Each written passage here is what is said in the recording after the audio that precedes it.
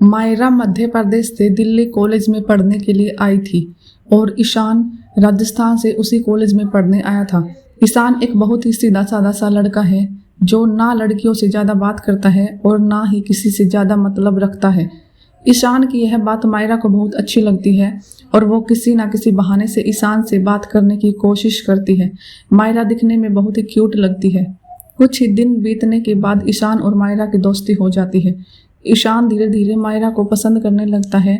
दोनों दिन भर कॉलेज में बातें करते, अपनी हर बातें लाइक डिसलाइक को शेयर करते हैं और कुछ समय में ही बहुत ही पक्के दोस्त बन जाते हैं। ईशान की ज़िंदगी में पहले कभी कोई लड़की आई नहीं थी, जबकि मायरा के पहले कई दोस्त थे और वह सबसे बात भी करती है। ईशान को यह पसंद नहीं था। एक दिन बातों ही बातों में ईशान मायरा को अपने दिल की बात बता देता है। मायरा उससे एक दिन का समय मांगती है और कहती है, मैं कल तुम्हें इसका जवाब दूंगी। मायरा सोचती है, जब ईशान कॉलेज पढ़ने आया था तब वह सिर्फ पढ़ाई पर ही ध्यान देता था। अब उसका पूरा ध्यान मुझ पर ही रहने लगा है। अगर मैं इसकी गर्लफ्रेंड बन जाऊंगी तो यह पढ़ाई भूल जाएगा और मुझ में ही लगा रहेगा। यही सब ख्याल मायरा के मन में होते हैं और दूसरे दिन मायरा ईशान को मना कर देती है और कहती है, मैं तो तुम्हें बस अपना दोस्त समझती हूँ, इससे ज़्यादा हमारे बीच कुछ भी नहीं है।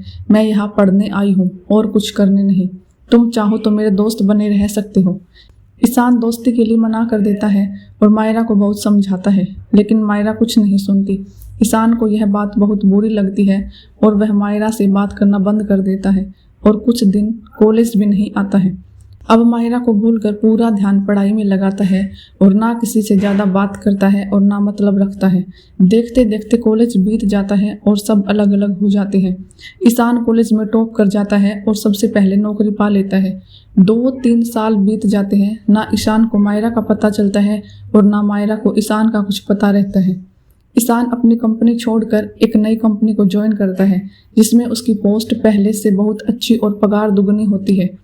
जब ईशान पहले दिन ऑफिस जाता है तो उसे पता चलता है मायरा इस ऑफिस में उसकी जूनियर है। वह उस पर बिल्कुल भी ध्यान नहीं देता और काम में ही लगा रहता है। कुछ दिनों तक ऐसा ही चलता है, पर दोनों एक दूसरे को पहले से जानते थे। अचानक एक दिन दोनों को एक ही प्रोजेक्ट के लिए साथ में बाहर जाना पड़ता है। प्रोजेक्ट के बाद ना चाहते हुए भी ईशान और मायरा की बात होने लगती है।